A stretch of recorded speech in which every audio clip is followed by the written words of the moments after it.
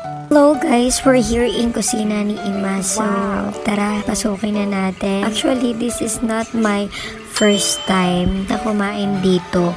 Talagang binabalik-balikan namin to kasi nga masarap na yung pagkain at napakarami pang pagpipilian. As you can see naman, tingnan mo naman sunod-sunod. Napakatagal kong mag-video kasi nga ang dami, hindi kaya ng isang bagsakan lang sa isang cellphone kasi nga nakapalibot sa pan. Grabe, o tingnan mo naman, may mga desserts pa. Kaya talagang napak sa halagang 295 pesos. Sulit na sulit. Grabe, walang tapon. So, what are you waiting for, guys? Let's go to the kusina ni Ima. And syempre, unahan ko na kayo. Ako'y magsasandok na rin ng mga gusto kong kainin. Tikman na natin.